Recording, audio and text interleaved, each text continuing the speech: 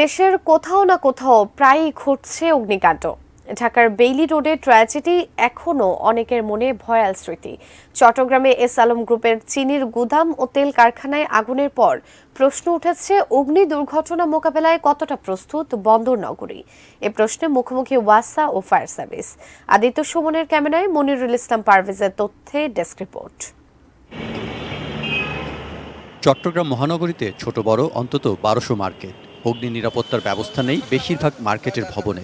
২০১৯ থেকে ২০২৩ সাল পর্যন্ত নগর জুড়ে ১৭৩টি ফায়ার হাইড্রেন্ট বসায় চট্টগ্রাম ওয়াসা, কিন্তু বারবার আগুন লাগলেও একবারের জন্য সেগুলো ব্যবহার হয়নি। ওয়াসা ও ফায়ার সার্ভিসের মধ্যে টানা হ্যাচড়ায় ফায়ার হাইড্রেন্টগুলো অকার্যকর হয়ে পড়ে আছে। আগুন নেভানোর ক্ষেত্রে যা কোনো কাজেই আসছে না। এটা প্রয়োজনীয়তা আছে, আর স্ট্যান্ডার্ড মেজার যেগুলো থাকে এগুলো প্রপার সুপারভিশনের, প্রপার অবজারভেশনের প্রয়োজন আছে। সবারই তো সচেতন হওয়া দরকার এবং সরকারকেও আরও এই ব্যাপারে সচেতন হওয়া, এগিয়ে আসা দরকার। এই প্রশ্নে একে অন্যের ঘাড়ে দায় চাপাচ্ছে দুই সংস্থা। ফায়ার সার্ভিস কর্মকর্তারা বলছেন, ফায়ার এক্সপার্টদের পরামর্শ ছাড়াই হাইড্রেন্ট বসানো হয়েছে, যথাযথ নিয়মও মানা হয়নি। আগুন নেভাতে যে গতির পানি দরকার তা পাওয়া যাবে না।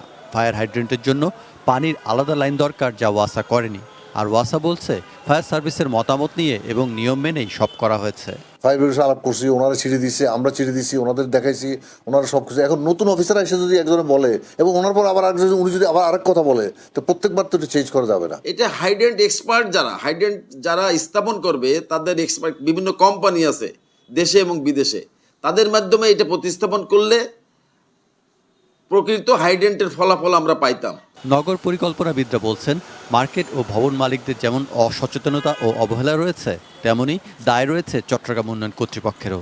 কর্তৃপক্ষগুলোকে এখনই সমন্বিত একটা উদ্যোগ গ্রহণ করে এগুলোর অগ্নি নিরাপত্তা ব্যবস্থা নিশ্চিত করা সহ যে বিধি অনুযায়ী ভবনগুলো ব্যবহার করার কথা, সেগুলো তদারকির মাধ্যমে চিহ্নিত করে নিশ্চিত করতে হবে।